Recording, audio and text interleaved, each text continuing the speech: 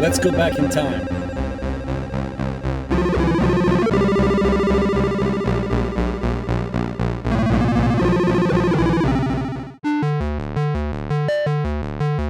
The Console 84 is a guitar synthesizer designed for chiptune sounds, inspired by the consoles and the computers from the 8-bit era. It has 2 latching oscillators. Each oscillator has an envelope, 7 types of modulation, both free-running or one-shot triggered, glide, drone mode, octave and detune settings. It also has a fuzz mode and a pattern sequencer similar to an arpeggiator. You can save up to 5 of your favorite settings. Hi, this is Fredrik from Parasite Studio. In this video we will take a look at the Console 84. I will go through the features and the controls of this pedal. These oscillators are monophonic, so you need to play single notes. Only the fuzz mode is good for playing chords. I recommend using the neck pickup on the guitar to get the best, most stable tracking. And I also recommend using a clean setting on your guitar amp. And with all that said, let's start. First off, we have the start button. It's the same as a bypass switch, so it turns the pedal on and off. Next we have the select button. It is used to select which one of the oscillators that you want to play. Pressing the button will toggle between oscillator 1 and 2, and you can do a long press to select both oscillators. This pedal comes in 2 variants, with mini arcade buttons or with momentary soft touch foot switches. Next we have level that controls the output volume. After that we have the blend control. It blends between the 2 oscillators. So a good starting position is to have it set in the middle to make sure that you can hear both oscillators. Next we have the trigg control. It sets the input volume, so you need to turn it up until it starts to trigger when you play a note on the guitar. While the trigg LED is on, it tracks the input signal. But as soon as it turns off again, it will hold that last note you played and it will begin to fade out. It makes it possible to play overlapping notes when switching between the 2 oscillators.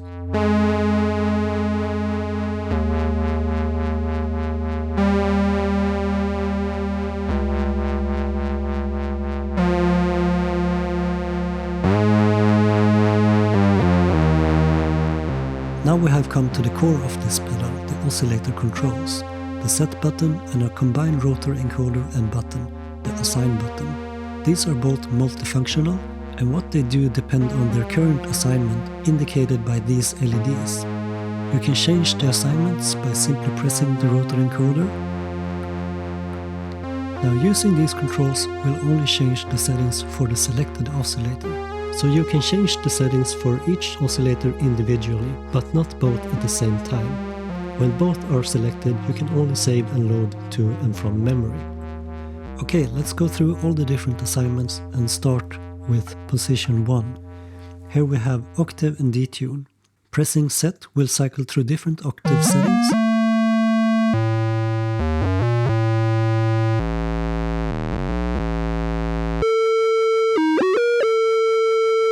And with the rotor encoder you can detune the oscillator up to 1/5 above the current octave setting.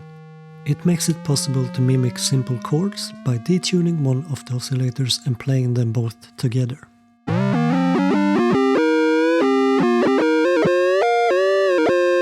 In the second assignment position we have modulation and modulation rate. Pressing set will cycle through 5 different types of modulation, and you can control the rate of the active modulation with the rotor encoder.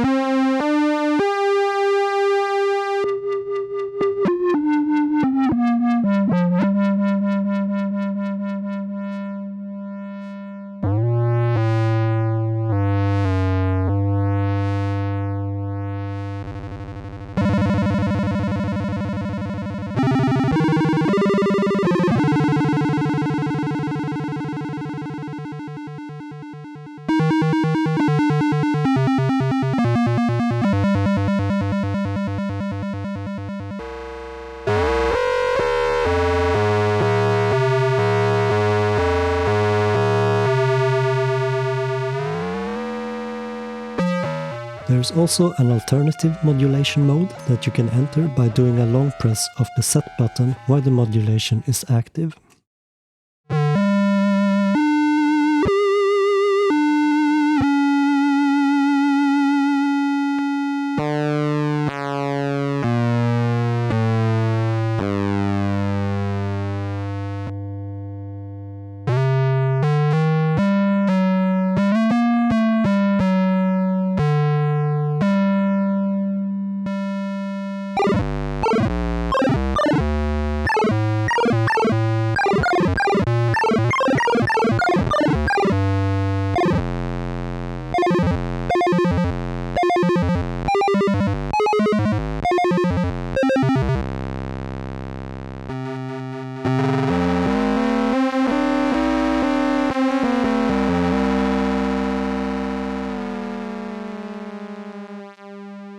In the third assignment position, we have tremolo and attack.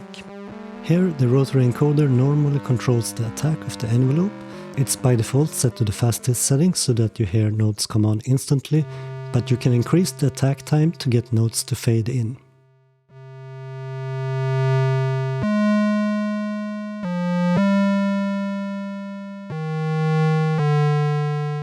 There's also an alternative attack mode that you can enter by doing a long press of the set button. It will reset the envelope down to 0 with each new trigg. Here's an example of both oscillators with different attack times.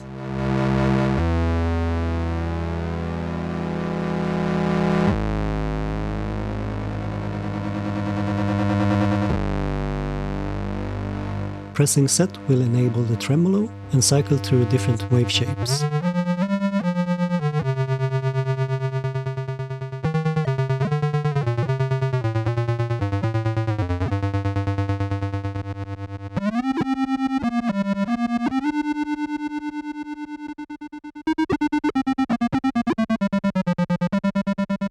When the tremolo is active, the rotary encoder controls the rate of the tremolo instead of the attack. In the next assignment position, we have drone and release.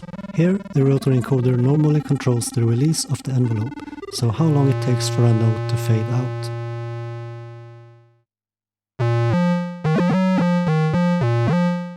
Pushing set will enable drone mode, and while drone mode is active, you can use the rotary encoder to tune the oscillator.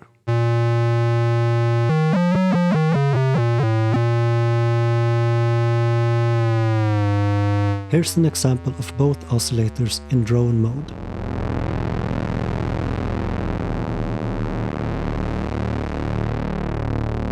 In the last assignment position, we have gate and glide. Pushing set will turn on the gate. It turns the oscillator off when there's no input signal present. And you can use the rotary encoder to turn up glide between notes.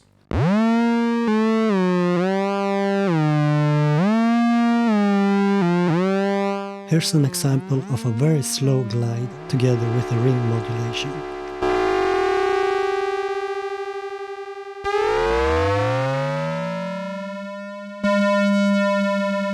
That's all the assignment functionality that both oscillators have, but they also have one unique feature each.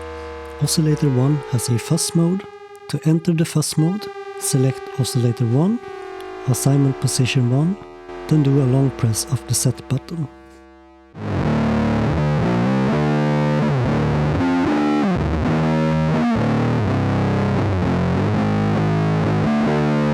To exit the fuzz mode, press set. The next unique feature is the pseudo-random pattern sequencer. To enable or disable the sequencer, select oscillator 2, assignment position 1, and then do a long press of the set button. Now when the sequencer is active, you can use the rotary encoder to control the rate, and you can press set to cycle through 5 different sequencer settings with different scales and more or less randomized patterns. If you turn on drone mode while the sequencer is active, each new sequencer note will trigger the envelope by itself. It will also trigger the one-shot modulations.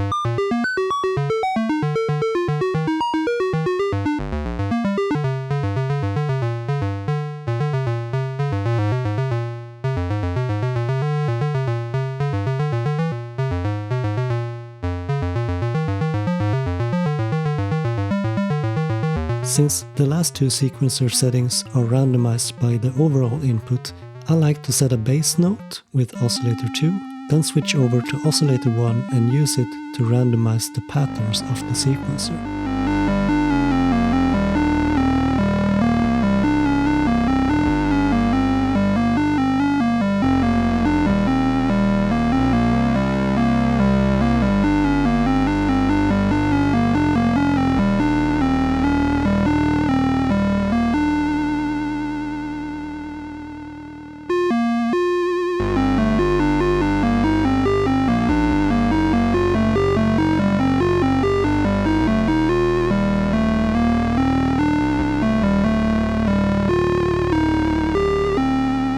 To save and load your favorite settings, select both oscillators with a long press. Now we're in memory mode, and you can use the assign button to select one of 5 memory locations. Then when you want to save, you do a long press of the set button, and if you want to load, you do a long press of the assign button. That's everything for this video. Thank you for watching. Bye.